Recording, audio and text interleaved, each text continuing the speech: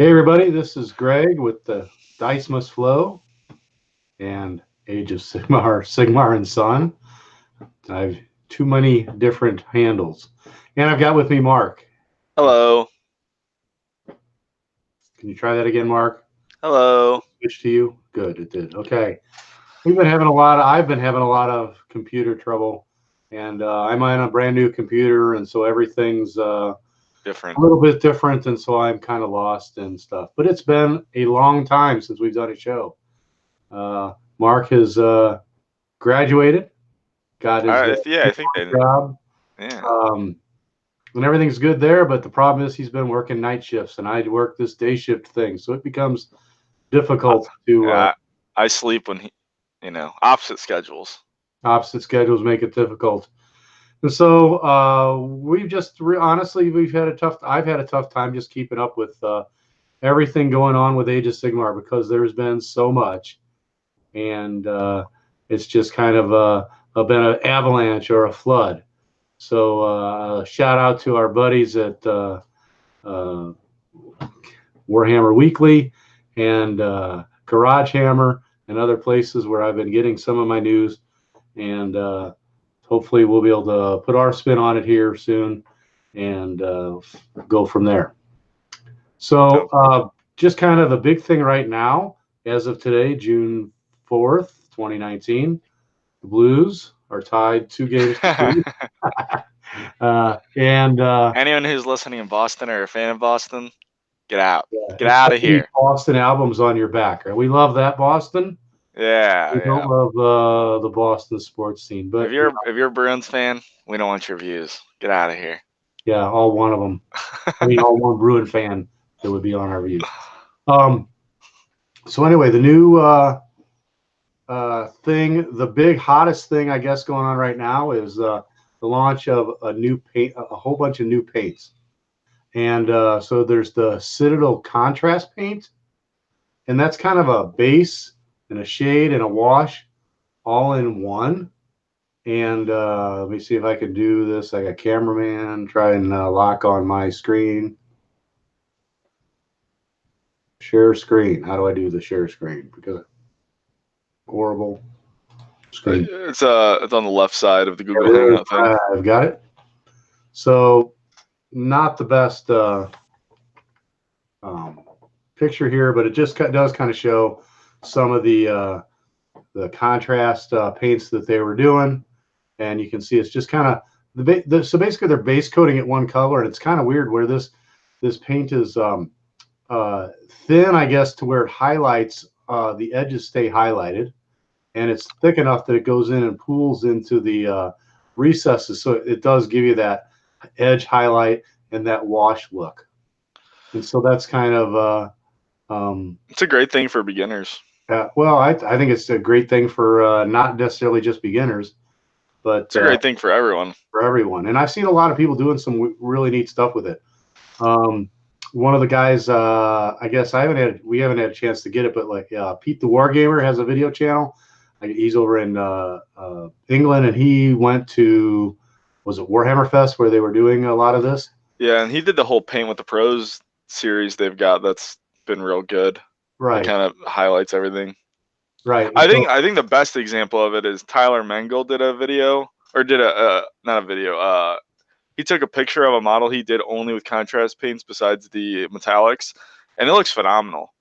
Like, it really shows, like, I think that if you use these contrast paints, excuse me, more as like almost like glaze, where you don't kind of slop it on too heavily. You kind of can, if you put it in like a controlled application, it actually will dry looking very clean. Yeah. Now they do say it does take a little longer to dry. And but one of the nothing a hair dryer can't fix. They used instead of the regular suggested color backgrounds for it, base colors, they used the metallic, and then they put some of the contrast over the metallic, and they really are getting some kind of amazing looking things. Yeah, it seems like a good way to do some like metallic paints now. Yeah, so some colored metallic paints, because GW doesn't have any of those. Right. So I'm going over to they actually on the Warhammer community site, They had, this is how many contrast paints they are going to have and the colors that they're having. It's 30 of them, right?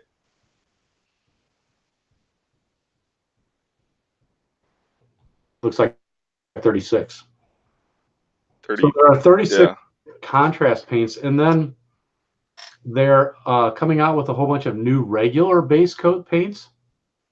And you kind of have a theory that this like Iron Warriors may get rid of or replace The lead belchers. Well, I don't know, because like lead belchers is from the Gutbusters, and that's not like a very known line. So maybe the Iron Warrior, or maybe it's just a darker lead belcher. It's almost like a black metallic. right. And you know what? I see they kind of are getting into the color metallic game with that Gray Knight steel. I just noticed that it looks like a blue metallic. Yeah, and so I did read that this was basically paints that were colors that were from Forge World that they were Oh, sure. for I guess like Horus Heresy type night colors and stuff, or well, these are night colors and different Horus Heresy colors, and so I think that's really what that's there. Okay. And then also these new air paints. Yeah. What does these clear mean? I just think they're. I don't really know. I'm thinking it's going to be. I think Eidolon purple is the same color as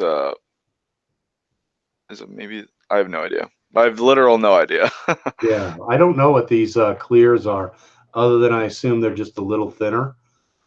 Maybe they're like candy paints or something. No, I feel like they'd be talking about this. I have no idea what they are. These are air paints, so. Yeah. So just going to stop sharing, and so they're also adding a couple matte varnishes too, Storm Shield. Now, I was real excited about contrast paints, but wow, you're talking about a big investment for this to do these. So I think it's going to be a slow grow for me, if I even do any. And if you buy them all, it's gonna be like $200, right? Well, yeah, there's 36, and then the contrast paints are going to be larger than a normal pot of paint, from what I'm hearing. They're the large shade pots, the I think 18 mil pots. Yeah, they're the kind of the size in between, maybe. Well, at least they're like the same size as the Night Haunt Gloom and stuff. Well, you would have to focus on yourself. The size, yeah. Ooh, whatever. Yeah. It's the larger size. I've heard, I was reading, and I guess you never know exactly truth, but 18 to 24 milliliters, and 20 normal is 12, and 24 is the shade. So sure. The pricing is $6 to $8 a bottle. I really don't think that's that much, honestly. Then their normal pots are $4. Right. Like their normal pots are $4. Their shades are $7 to $8. I mean, you're kind of. I mean, they are. GW probably is the most expensive paint line there is, but like. Right. In conjunction, I mean, it's not that expensive in conjunction, but compared to everything else they've ever released. Yeah. But if you think of this one, and you, instead of buying a wash and buying a paint and buying a edge highlight, you're buying one paint. Yeah, that's true. Maybe you're, and I definitely could see combining these, where you're going to get maybe you're going to do the base or the base coat or whatever you want to call it, like they show their Marine there, in the blue, but then you're just going to use your regular paints to highlight and do the gun and stuff. Oh yeah, definitely. So that's the way I'm seeing it.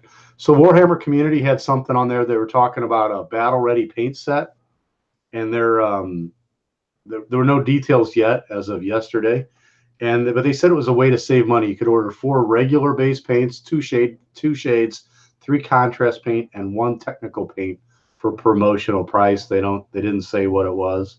How much do you think that'll be? All right, so 4 paints. Let's do the math here. I don't know. Let's not do the math. All right, it'll probably be like 20% off. Similar to maybe right, like how the Start Collecting saves you around 30-ish%. Right. And Mark, you want to talk about the Citadel Color website? Yeah, I was. Yeah, I think like it's a cool idea. I really think that everything is good except for the concepts. The thing that they're doing, like it's got a lot of basic stuff for beginners and stuff, and techniques and whatnot, and showing you how to do stuff. But if you scroll down to the concepts. All right, let me talk a little bit here. You can see here's the base color size, here's the Citadel, the contrast color size, and here's the shade. So it is between. It is between. Yeah, you're right. Okay, sorry about that. No, good You want to go catch. down and look at what? The concepts. These concepts are like, especially the monochrome one and the living statues, like learn how to paint your gray plastic to look like gray plastic. Yeah. Yeah, I think that if you showed up and did this, and basically that one doesn't look. I don't think that somebody would call that 3-color ready. The monochrome one is worse. Now that being said, the living statue army thing, I was actually going to try and do that for some Tomb King Ushabti. No, the living statue army is cool if you do it the way Gratz, who did it first, Gratz Skull Army or Painter or something like that, Gratz Painting or something like that, did it first. And he has like a 15-step process on how to do it, and it looks really good. Mm-hmm. This is just basically what they did was prime it gray, wash it black, and Athonian camo shade, dry brush it twice, call it a day. Yeah. No, the lava army picture here doesn't look bad. That's to me. That one doesn't look that bad. The ghost army, I've seen something like this. In fact, I have something like this, and yeah, I just kind of don't care for it. But I mean, to each their own. So I suppose it's better than gray plastic, but like if you show up to like a tournament with this where they're like 3-color minimum, or they want like more, I don't know. I feel like it's a cop out in a sense, if that makes any. Does make sense. Now, going back, I've heard that some of the glazes are going away.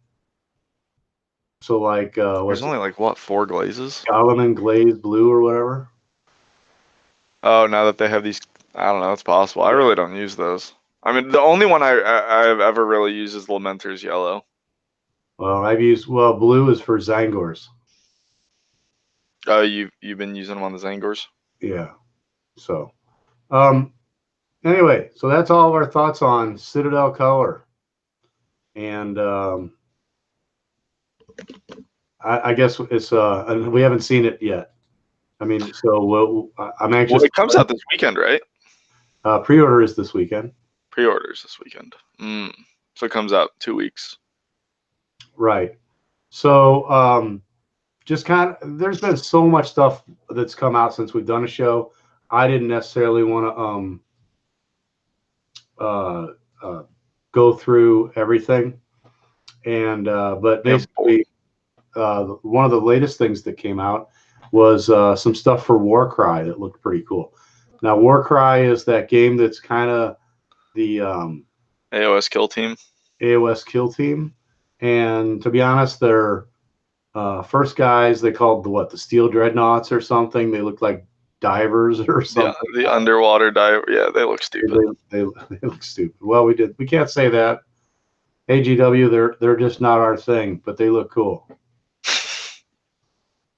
So, send us stuff. Now, the most recent these guys look sweet, and so do the snake people. Right. So the latest was a snake people, and then this is the latest. And I thought these guys looked really cool.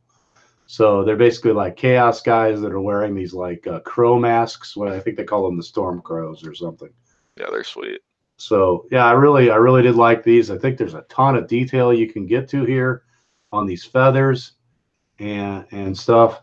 And so yeah, they'd be kind of cool to do. And this is the stuff that I like them doing, where it's going to be just something a little different, and it lets you. I hope that game lets you experiment with some different stuff instead of having to just be your same old army that you have. I hope these guys are actually like playable in the game. You know how like the Shadespire stuff all kind of sucks poo. Well, no, some of them are good. Actually, I've heard the Briar people are pretty good. The gal from the Night Hunt gal. Oh, sure. Pretty good. But she has a special spell that works. But I think in general, they're not the greatest. They're not the greatest. Probably because they're, again, too small of a band to do much. Yeah. But I hope these are good. So, do we want to go into what we're doing, or do you want to go into what we've done, what we've seen since the last show? We can go into what we're doing. Okay. What's on your hobby table, Dad? My hobby table is what's the problem of hobby wobble. Hobby wobble. Yeah, as we're going to talk later, I'm sort of GHB paralysis. And so really what's on my table has been terrain. I did a couple nice pieces from printable scenery, and did Oh yeah, that thing is cool. it's a explore. It's like a observatory was the name of it. Kind of looks like the Skull Vein Manse, old one that they came out with. Yeah, so Or then I might pull that up, but go ahead with what you've been doing. I've been painting Stormcast, and this is currently what I'm painting. Well, why don't we lock on you? It's the Griff Charger. Yeah, that doesn't look near as good in Yeah, it's not fully done. But I mean at all. I just have the. Although I have figured out that I don't like the gold armor that much, unfortunately. I'll probably finish this guy as gold, and I've got a second one. And I'll probably repaint him as the Celestial Vindicators army. I think that one is probably my. Looking at stuff is probably my favorite one. And I want to paint something to enter in the Ever Chosen, and I think that the plain old gold won't be anything special to anyone. Right. Are you gonna enter anything in Ever Chosen, Dad? Yeah. I don't know what. Tomb Kings. Tomb Your Tomb Kings are all painted very nicely. Yeah. Maybe. You might get some lovers, people like Tomb Kings. Tomb Kings, though, I mean, a lot of it's dry brushing, so that's not going to do well. And I don't have what's the right word? Banner. I don't have any other banners free-handed. I would have to do that. Sure.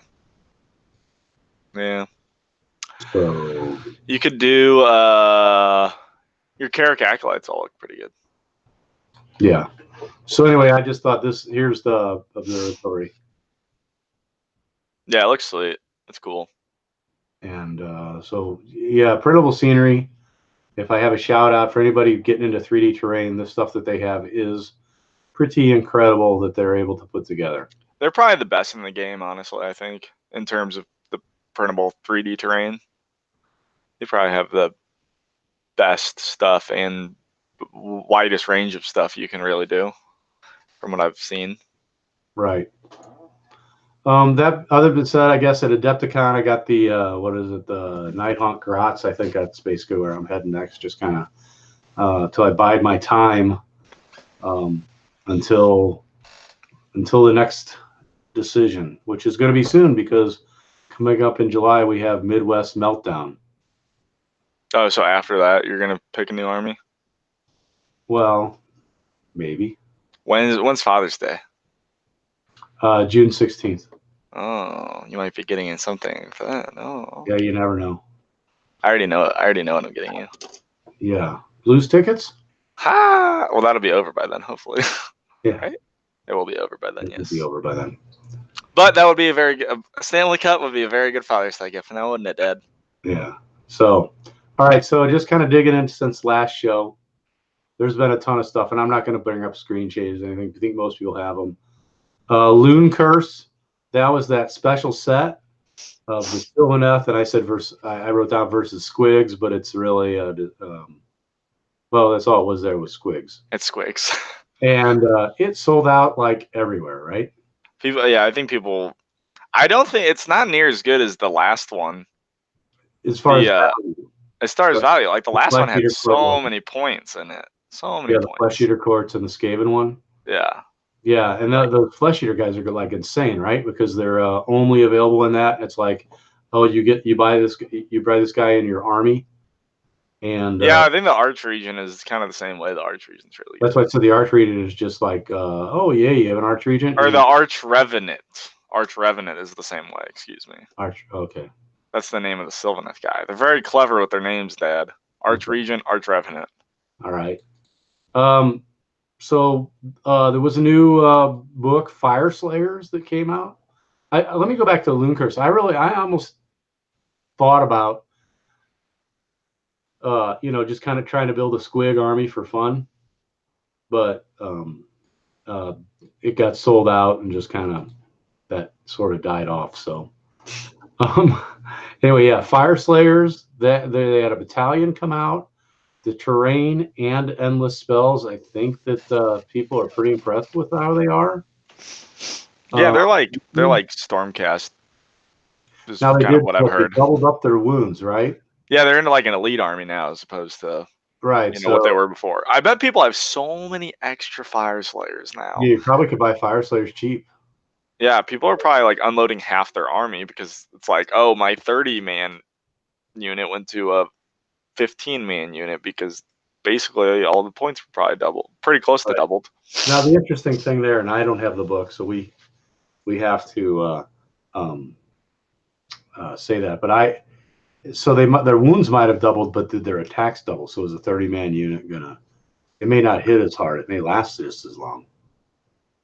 I think their ability to wound went up. I don't know if the amount of attacks went up.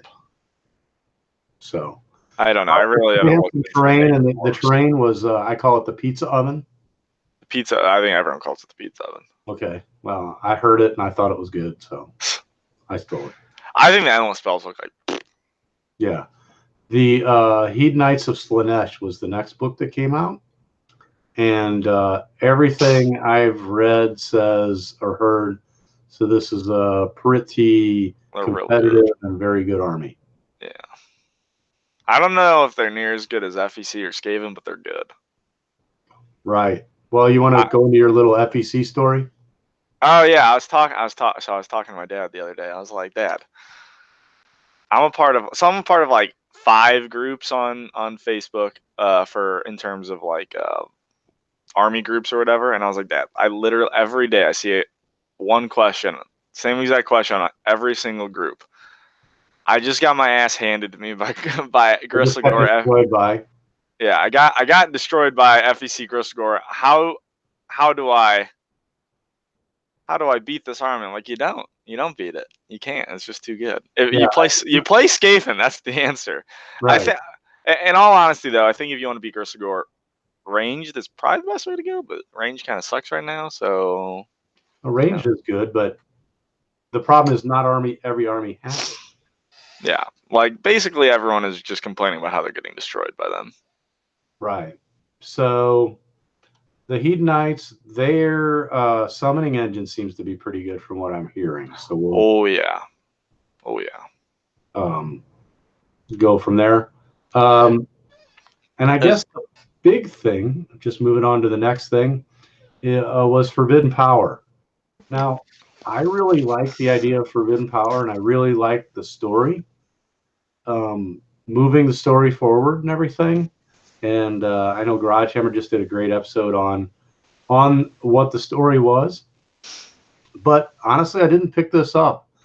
And part of it is maybe my hobby wobble, but also there's endless spells in there, which I don't know if I'd really ever use. And so I didn't know if the cost per the value was there for me as far as amount to spend. Cost benefit analysis was low, I think. I think a lot of people felt that way, actually. Like, I don't know, like it just didn't seem that great. Like, probably the best endless spell in there is the boat, and it seemed. I thought the boat looked kind of meh until there was a product that Dan from Tectonic Craft made. Tectonic Craft, yeah, and that's where I've gotten my bases before too. But Tectonic Craft made this thing, and he basically had a circle where the boat was, and then he had all the bases around it where you could hold it, and it was an amazing amount of people that could be within the 3-inch radius. Yeah, so apparently it's 30, 32 mils and 50, 25 millimeters, which is just insane. Right. So I had thought, well, that's just kind of doesn't make any sense, but I still don't know. I mean, it's basically 40 points for a turn one play, right? From what I'm thinking, because you're going to have to set up that kind of stuff, put that plate out. You're gonna have to advertise ahead of time, unless you have two armies or two different places. It's like one of these two is going to get the boat, man. Yeah, but like, so like, say you bring like the rot bringer people or whatever. I don't know, or say you even do like Fire Slayer. Well, I guess Fire Slayer is kind of a. No, you just said you have 40 Grimghasts. I mean, you have 30 Grimghasts. But they're already kind of fast. Like, I feel like you don't need it for that. Yeah, well, I meant Grimghasts. I meant Chain Rasps, let's say. Or they had 40 skeletons. Sure. I don't know. Need 4. Tomb Kings could use it, I guess, with their skeletons. But I don't know. We'll have to see. I'm going to let people better than me figure it out. Yeah, I thought it was. I wasn't impressed, but now that I saw how many people could move, I'm thinking, well, it might be better than I thought. Yeah.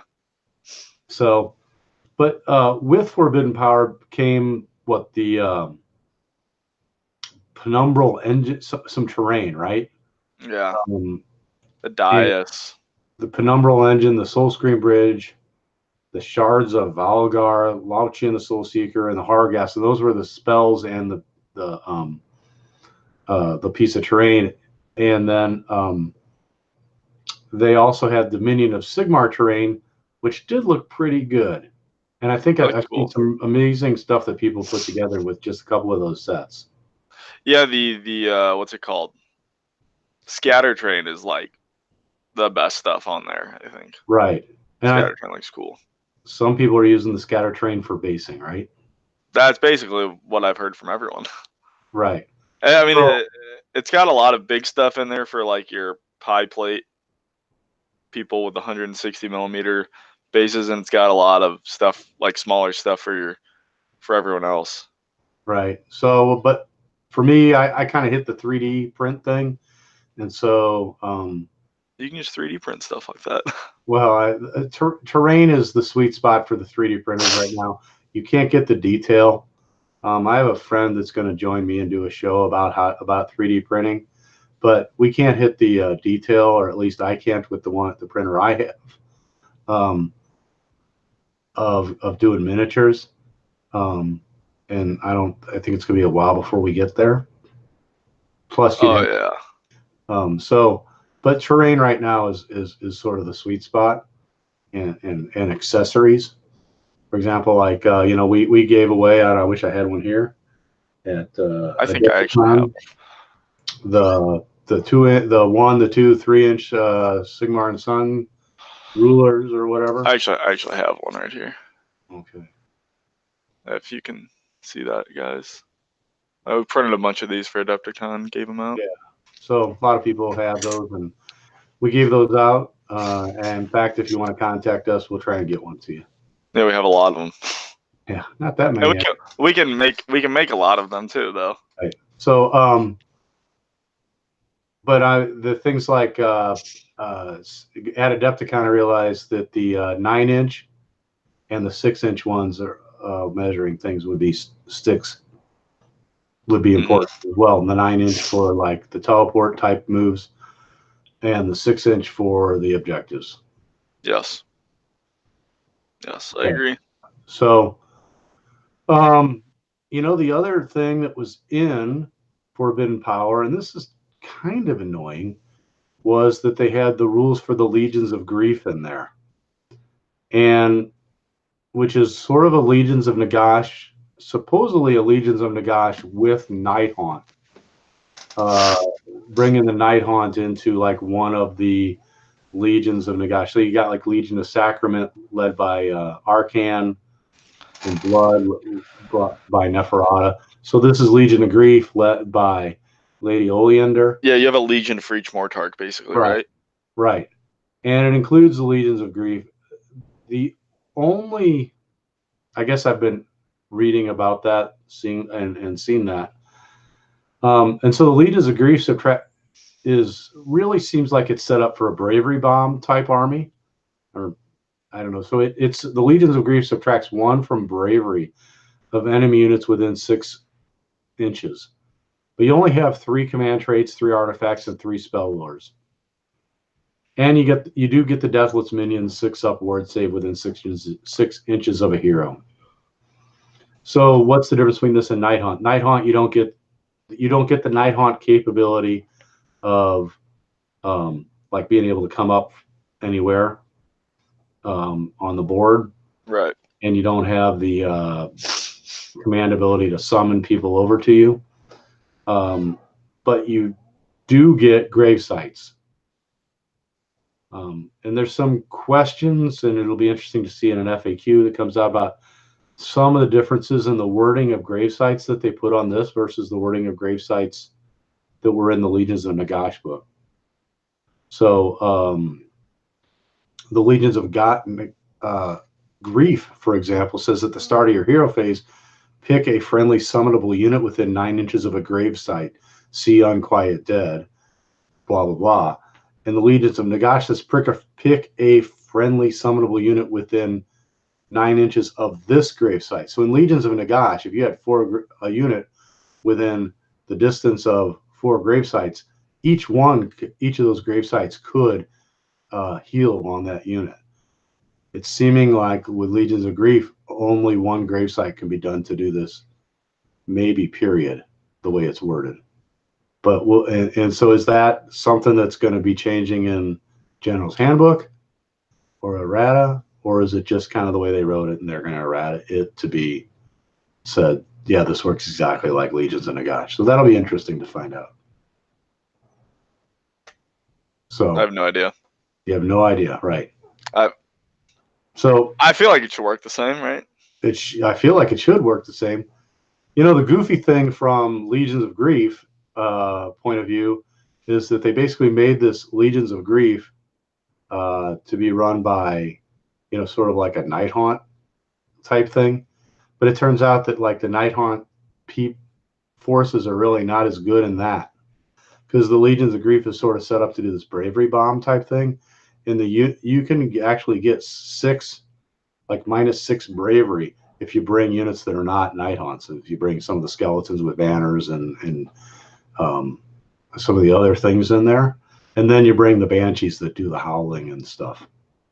So and then they have a spell as one of their command spells and command abilities to lower bravery also. So it just seems like it's kind of odd. It's like Night Haunt's better in Legions of Nagash, except under this. Kind of weird. Yeah. So well, they might make it so Grimgas Reaper. I don't know. They might say Grimgas Reaper can't be a part of whatever it's called. Oh yeah. So and then that kind of fixes everything. Yeah, on the horizon, or if you were lucky enough to be around and bought it last week, the Sylvaneth. So you know, I guess there's just all this problem with Sylvaneth having the Sylvaneth book. You know, which I guess was part of Loon Curse, so they were expecting to have it right away, but I guess it got caught up in some sort of trade international fiasco, international trade war, right? So the tariff situation. So those books are kind of held up. But I guess apparently it went live for a couple days on iTunes. Yeah, something like that. People buy the book. And so some people have bought it and dissected it. The guys over at Rob at Honest Wargamer. Yeah, they did a thing on it. Did a show and dissected it. If you're interested in Sylvaneth, take a look at that. I've reached out to Tyler, Sylvaneth Extraordinaire, and to get him on the show. And we're going to try and go through what we know about it when we can. So I did like how they were honest. Like, hey, look, it got held up. We're sorry. Hopefully it comes soon. You know, I like that actually. I mean, you know, there's just certain amount of, you know, it's better to just be honest about it than trying to hide what's going on. Yeah.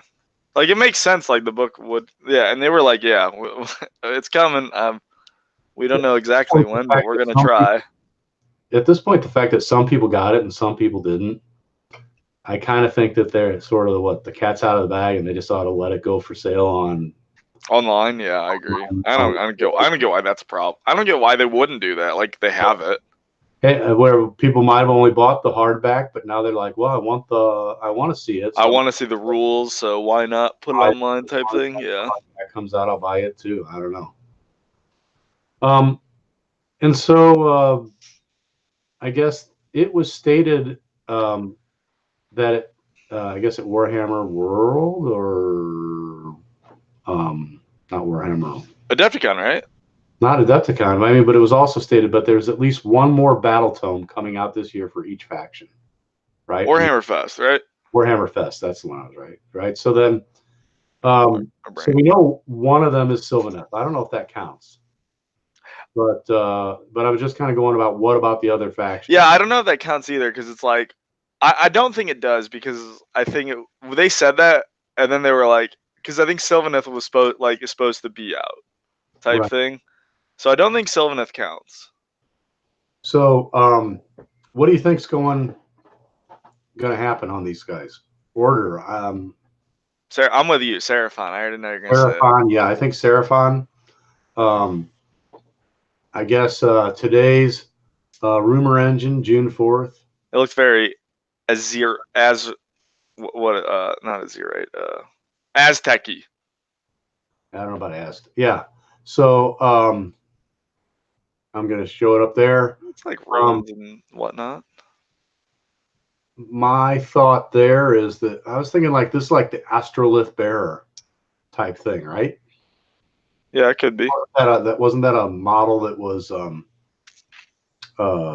metal only. I think so. Yeah.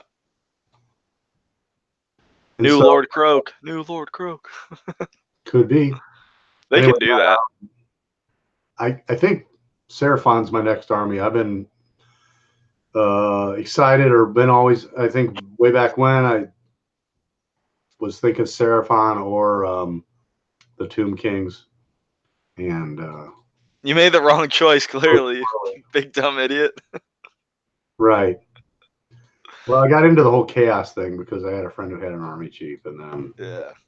So yeah, order. I'm thinking Seraphon, and there's been some hints at it. There was a previous thing that looked kind of like a lizard tail. It was a sneak, and that kind of maybe a endless spell or something. I don't know. I have no idea, but yes, it looked very lizardy for sure. Yeah, it could be. Who knows? It could be one of the new chaos things, or who knows? That's true. Destruction. My bet there is Beastclaw Raiders. I say Iron Jaws. They kind of did some of the. They kind of showed in FEC what they could do, like with a big army, where you said, "Oh, by the way, behemoths don't count if they make a That's true. And so maybe I could see there. I said Iron Jaws because I think Iron Jaws is a more popular army and money. More popular army, yeah. I don't know. I don't know how many people play Beastclaw Raiders, and I think Iron Jaws is a cooler army. Sorry. Yeah, I think a lot of people play Beastclaw or did. Maybe I'm wrong. I don't know. I think they're all ugly models, but maybe I'm just a hater. Sorry, Halo. I've never been a guy for the fat ogres, but that's just me. Right, and that's true for me as well. Chaos. There's all sorts of chaos. We've seen all sorts of these new things with the crows and stuff like that. But if I had to bet, I would bet the thing that I've been talking about forever was some sort of new Slaves to Darkness. If I was a betting man, which I am, I would bet Slaves to Darkness. Now, what my heart wants and what I think will happen is different. I would like Tzeentch because Tzeentch is cool. I think Tzeentch will come next year, though, definitely. Yeah. But I think Slaves to the Darkness is the next one with the new Dark Oath.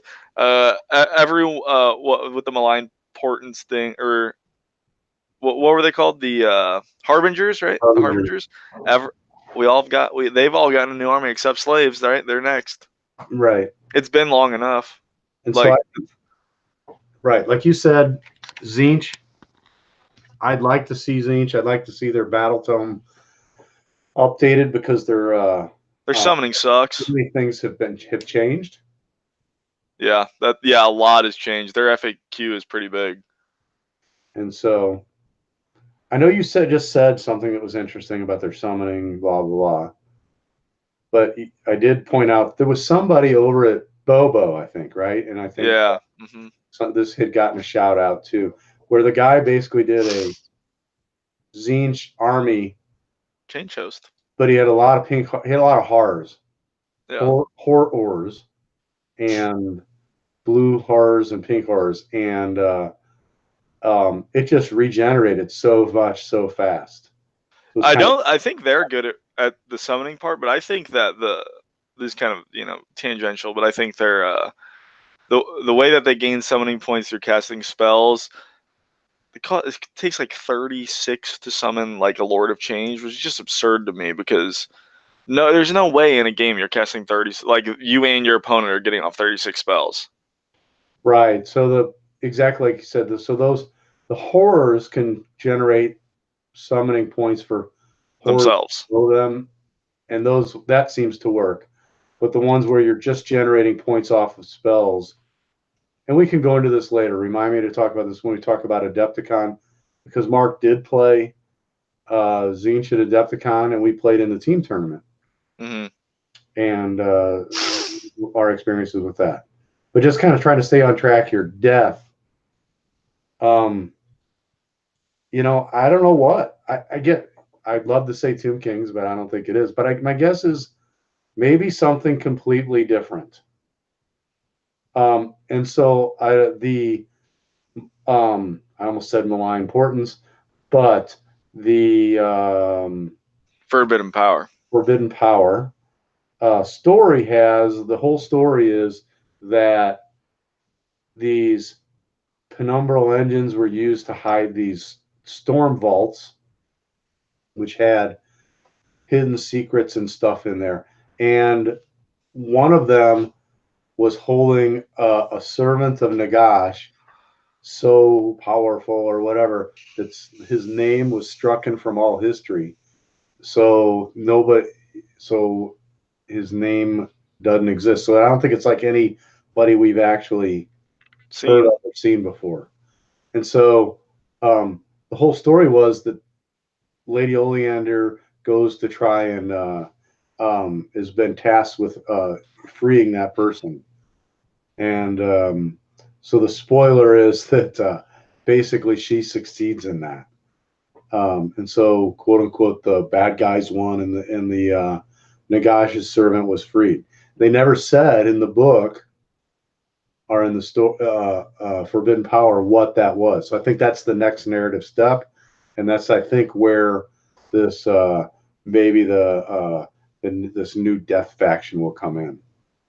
Yeah.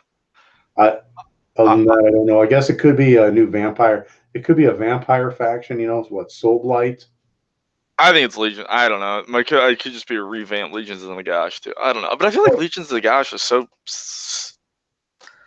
That was my guess. I put on the show notes or whatever, but I don't know. Like when did Legions of Nagash come out? A year ago? Less than a year ago? Yeah, it was about a year ago. Yeah, like they redo that already. Like wow. Yeah, it'd almost be like Stormcast. Fair. Sorry. Yeah, or corn. Or corn. So I have on our notes here Adepticon. Yeah, we went to Adepticon. Ooh. We honestly didn't do so well. Yeah, I did. Yeah, that's what happens when you play one game every 6 months. It's true. But I do think our armies were. I learned a lot, and I was running Legions of Nagash, Legion of Sacrament with Arcan, and Night Haunts. And Night Haunts, basically, yeah. So I basically had a ghostly looking army. And I guess Mark was running the Zinch. And what I was talking about earlier when we talked about the summoning, so my army was really was a 3-caster army, and very much a lot of magic, and I thought because Adepticon was using the realms and all of the realms magic, you just had so many spells, you really weren't going to be able to run out of spells to cast. And so I thought, well, I'll be casting 5 spells a turn, and Mark had, I think I had 6 or 7, and we still didn't really get a lot of summoning out of that. Yeah, we summoned like screamers a couple times. It just wasn't that great. Well, the screamers were good when we summoned them because they were fast and you could get them out and go grab objectives. Yeah. But yeah, really speaking, and I guess the other problem, and I think this was the problem with the other guy too, the other guy at Bobo, was that you have to actually have a hero to the summoning points within 9 inches. Yeah. You may generate all the summoning points by having your horrors die, but you still have to have a hero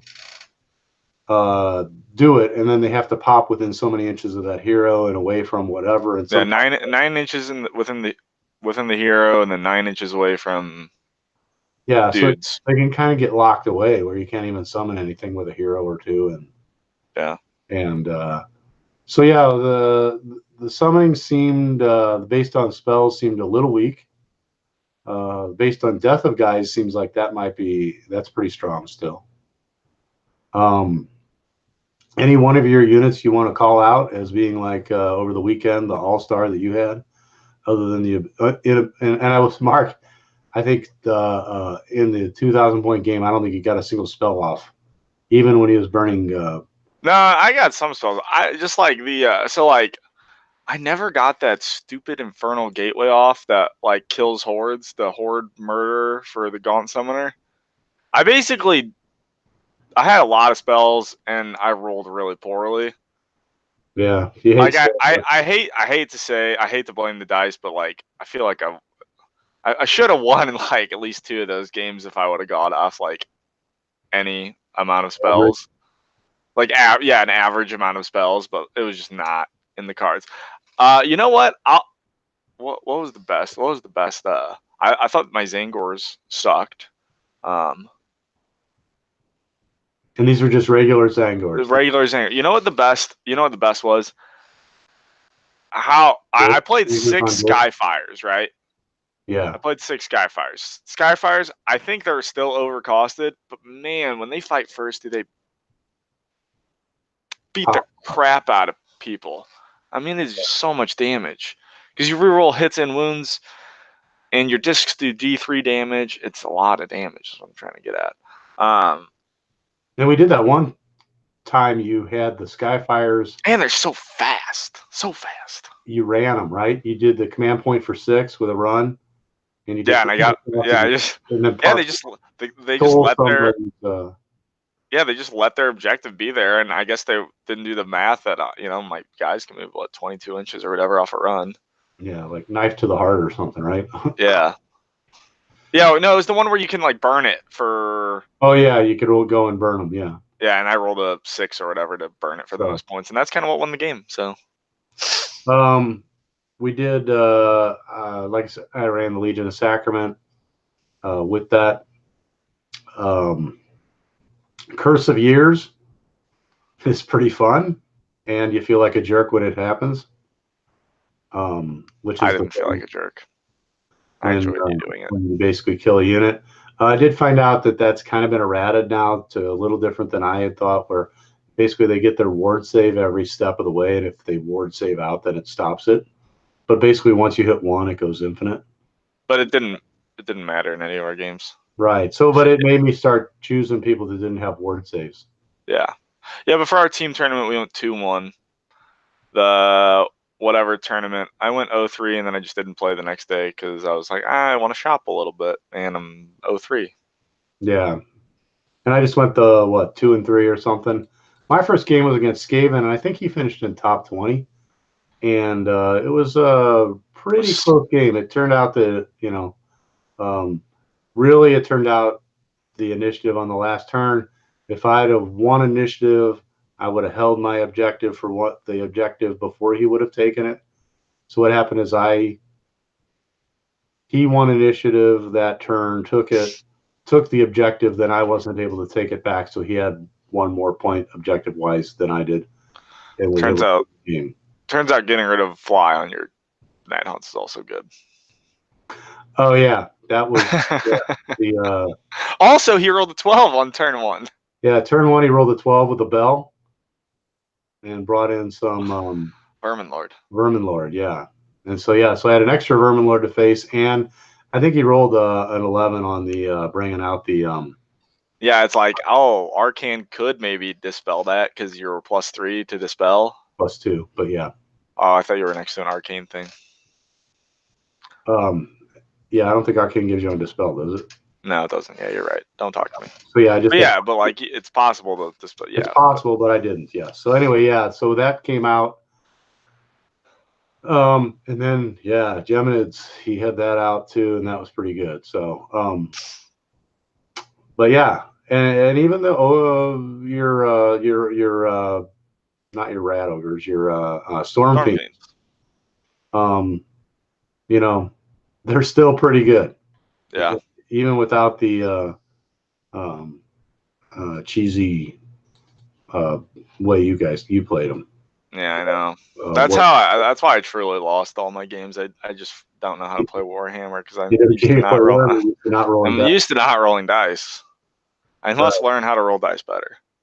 So, and I should say, you know, just kind of casual players that we are and stuff, you know, it's,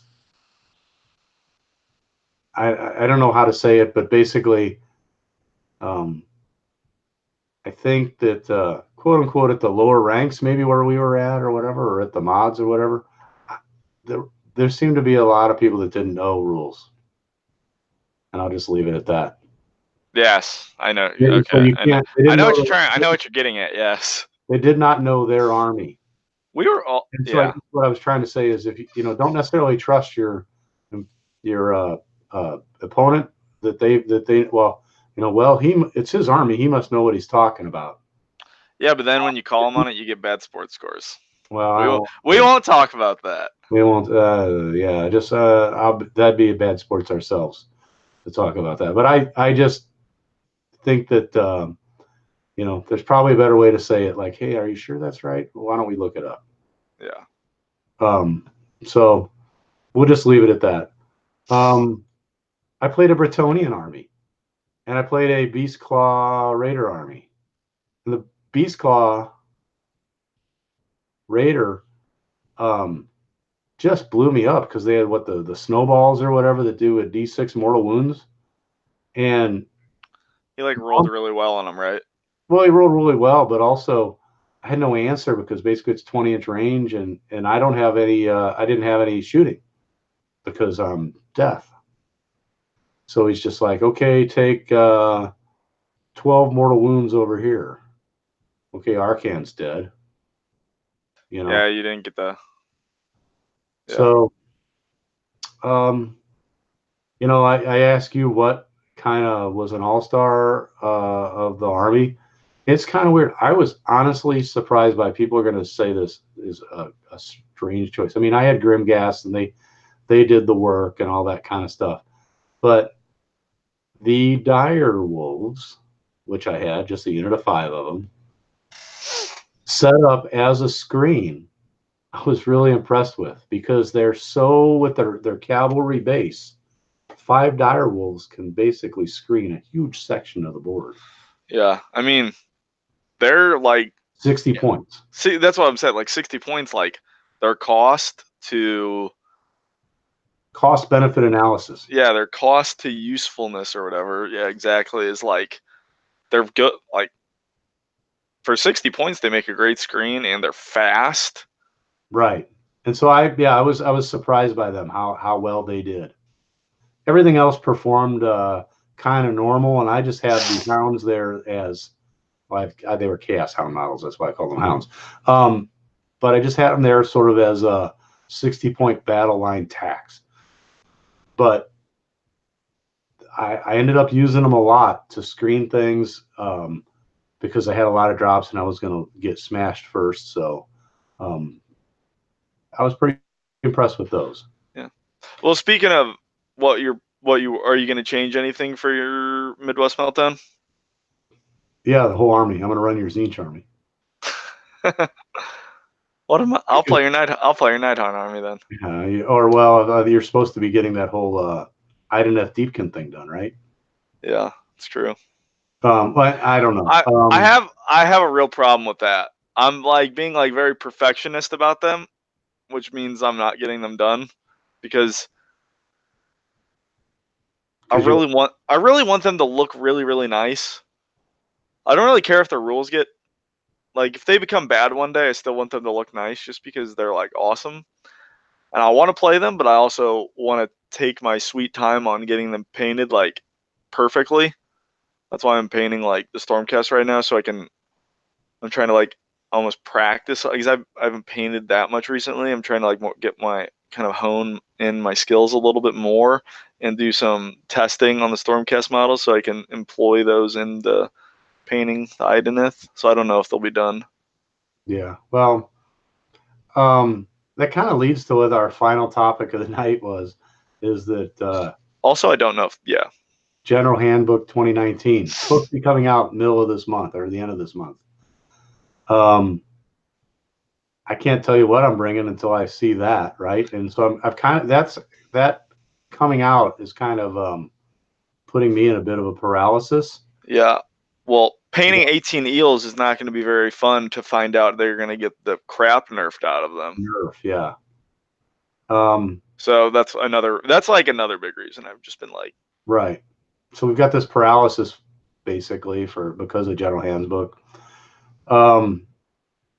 I guess what do you think is going to change in the armies? You just indicated. I mean, I think everybody thinks the offensive eels are going to. I think the offensive eels are going to get nerfed, unfortunately.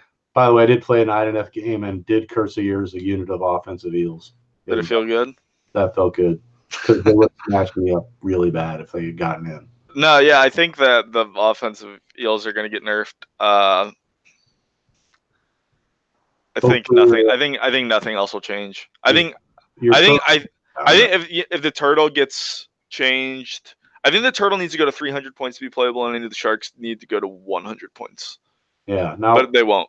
The guy who I played in the he had an Ideneth army, and he had a turtle and stuff. So I would say it wasn't the optimal army, but it was one of the best armies I saw. Yeah, no, the turtle looks freaking sweet. But the problem, like, I'm just not gonna. Right. I don't want to paint a bunch of stuff for it to suck. Yeah. Or to get to like, because if the offensive eels are at 160, if they go to 180, I think it might be okay. But you play so many offensive eels, you're basically losing an entire unit of them. I played 12 offensive eels. Right. So my, I guess, fear, Legions and Nagash wise, is that they may almost needs to be done somehow. Is that they may take the Grimgas and not allow them in some of those armies, or they may. I think that maybe like Night Haunts shouldn't get their horde discount maybe with. Yeah, I don't know. That being said, I found that 30 was almost always too many. With that big of a base size. Well, you want them to be able to be the thing about the 30 is if they get the first hit on you, you still have stuff to hit back with. Right. Even if you lose battle shock. Yeah. So you still have a lot there. So I think that I've been toying with trying to figure out if there's anything I can do with my Tomb Kings. I don't know. I know everybody's like they're dead, just leave them be, but yeah, I mean you painted those for like 3 years though. It's kind of hard to like slow painter, so. Well, that's what I'm saying. It's kind of just like, well, I'm a slow painter too. I'm really slow actually. But it's one of those things where like I work so hard on this, I don't want to just put it in a case and have it be there forever. Like I painted this to play with it. Why not play it? Yeah, I've been kind of messing with Arcan the Black because it's at this point you're death, right? So You're under the Grand Alliance death. That's all you can have. So there isn't no. I mean, so basically, like you could take Arcan the Black, and you get to take the Hounds, and you could take your Tomb Kings too. And there's no penalty for that other than maybe not quite the best synergy. I mean, so that's like mixed order. There's not really synergy. It's just good stuff. Right. So, and one of the things I guess I was reading in some of the Tomb Kings book is what the Sword of Judgment, right? And so, and this is kind of what the Bretonian guy had. He had a Sword of Judgment, and just a murder machine. Right. Well, stacking the pluses, right? So. Yeah. Yeah, because it doesn't say unmodified roll. Right. So it's not an unmodified. It's a 6+ basically, a 6 or more. So basically, if you get a +1 to attack on a 5 or a 6, your Sword of Judgment's kicking off. If you get a +2 to attack, it's a 4, 5, or 6. It's kicking off. Yeah, half your attacks, it's kicking off. Right. And so, there's a you could basically put it on somebody like, I mean, if you put it on, the Tomb King Exalted Chariot on a charge, he gets 6 attacks. And he would have +1 on the attacks with his command ability. So I guess that would be 2 of them would be that. I don't know if that's worth it or not because he's too expensive of a model for that. I think he's just already a target anyway. Anyway, but so I've been kind of messing with that. Looking at what Legions of Grief means for death. I just don't like Lady Oleander's speed. So slow compared to. She's not very good in comparison to the other Mortarks and stuff. So, do you think artifacts? So here's the thing: do you think artifacts or command traits or any Grand Allegiance abilities are going to change with General's Handbook? I know in the old General's Handbook they had basically these. I think so. So that could basically cause a big whatever, right? So like, and I almost think like the Malign Portents artifacts have to go in there too, so you don't necessarily need a Malign Portents book. I mean, it was really, really annoying at Adepticon, and I think I heard the community people told them that this was bad because like to play at Adepticon, I needed the base rule book because there were the realm and the base rule book had the realm specific realm spell and the realm features, right? And then of course the base rules or whatever. Then you had to have the Malign Sorcery book for the spells, the extra spells for the realms and the artifacts. Then you had to have your faction book, and you had to have, in my case, it was like I had to have the Nighthaunt faction book and the Legions of Nagash book. So I was minimally 4 books. Oh, and the General's Handbook, 5 books. And so, yeah. Too much crap to carry around. Too much stuff that was to keep track of. And then, God forbid, if you would like to have books for your opponent's armies. Yeah. Well, I guess that's really what the app is for. I'm a big Marvel guy, as people can see, right? But Marvel's got these digital codes inside their comic, right? And they can buy the comic, and you can pull the digital code out of the comic, and it lets you get a version of the comic in digital. Now, I guess that's giving away money, for lack of a better term, that they're thinking they're going to sell it to you twice. But it would be nice if that digital code gave you a discount on a digital copy, because I think I might buy a digital copy, especially if they would be updating the digital copies with errata. In fact, if they did that, I think I'd probably almost buy that before I buy the physical copy.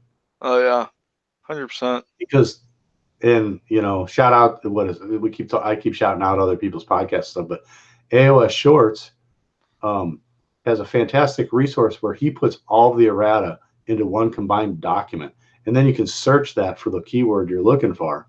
Yeah, it itself is a book. And itself is like 200 something pages. It's like 100 something. It's like 100 something pages. It's just ridiculous. Too much.